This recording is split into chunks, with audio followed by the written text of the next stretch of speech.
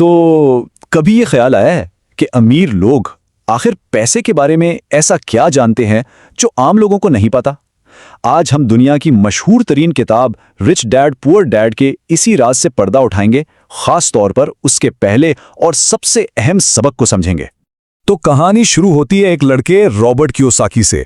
अब इसकी जिंदगी में एक नहीं बल्कि दो फादर फिगर्स थे, एक उसके अपने वालिद और दूसरे उसके सबसे अच्छे दोस्त के वालिद।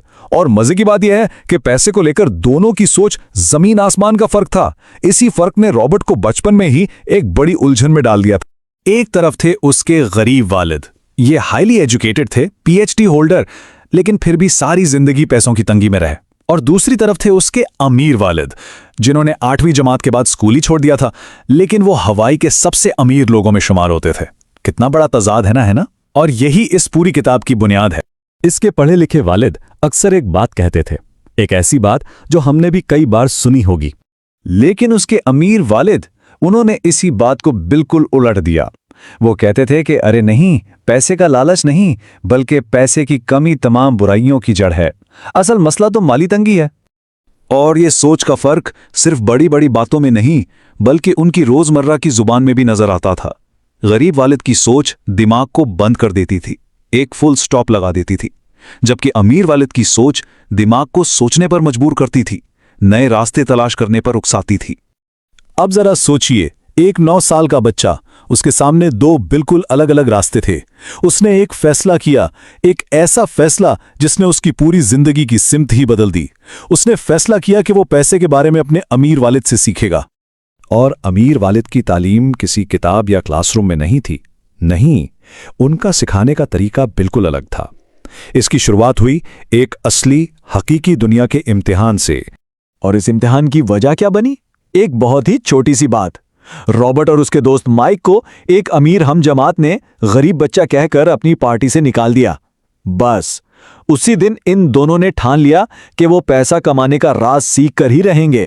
तो वो गए अमीर वालिद के पास। अमीर वालिद ने कहा, हाँ मैं सिखाऊंगा, लेकिन एक शर्त पर, तुम्हें मेरे लिए काम करना होगा और तनख्वाह सिर्फ 10 सेंट फी घंटा। ये तनख्वाह जानबूझकर इतनी कम रखी गई थी कि उन्हें गुस्सा आए। तो बस दोनों बच्चे लग गए काम पर। हफ्तों तक एक स्टोर में डब्बों से मिट्टी साफ करते रहे। बहुत ही बोरिंग काम था। 1 महीना गुजर गया और अमीर वालिद ने पलटकर पूछा तक नहीं। आखिरकार रॉबर्ट का सब्र जवाब दे गया। उसे लगा कि उसका इस्तेसाल हो रहा है और उसने गुस्से में नौकरी छोड़ने का फैसला कर लिया। लेकिन यही तो अमीर वाले चाहते थे। ये गुस्सा, ये मायूसी, यही तो सबक का हिस्सा थी। ये सबसे पहले और सबसे अहम सबक की तैयारी थी। जब रॉबर्ट शिकायत लेकर अमीर वालिद के पास पहुंचा तो उन्होंने मुस्कुराकर कहा, मैं तुम्हें सिखा ही तो रहा था।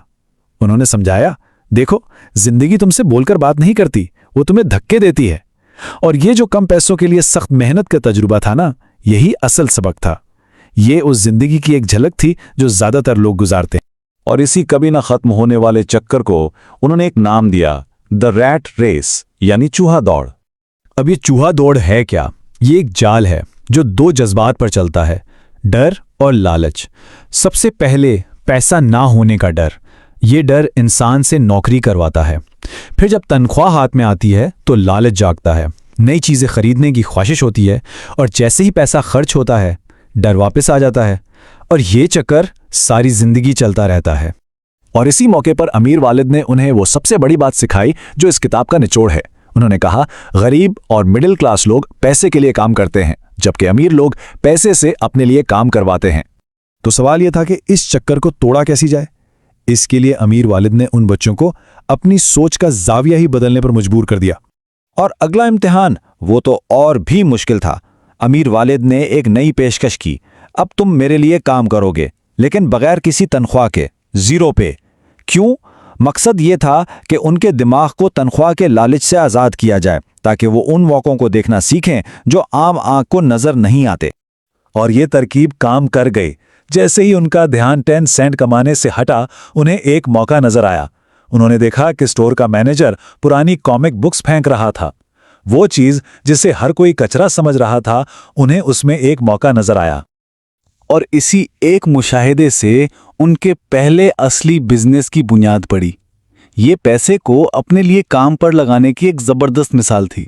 उन्होंने क्या किया? वो सारी पुरानी कॉमिक्स मुफ्त में ले लीं माइक के घर के तहखाने में एक छोटी सी लाइब्रेरी खोल ली। मोहल्ले के दूसरे बच्चों से अंदर आने के 10 सेंट चार्ज करना शुरू कर दिया। यहां तक के माइक की बहन को $1 फी हफ्ता पर लाइब्रेरियन भी रख लिया। नतीजा, वो खुद वहां मौजूद ना भी होते तब भी हर हफ्ते $9.5 कमा रहे थे। ये था उनका पहला एसेट, एक ऐसी चीज जो उनके लिए पैसा बना रही थी।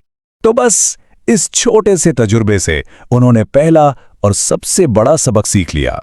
सबक ये था, पैसे के लिए काम करना छोड़ो और पैसे को अपने लिए काम पर लगाओ। ये सारा खेल पैसा कमाने का नहीं, बल्कि अपनी सोच को बदलने का है। और ये कहानी आज हम सबको भी एक बहुत अहम सवाल पर सोचने पर मजबूर करती है। क्या पैसा किसी की जिंदगी को कंट्रोल कर रहा है या वो इंसान पैसे को कंट्रोल कर रहा है? इस एक सवाल का जवाब किसी की भी माली तकदीर बदल सकता है।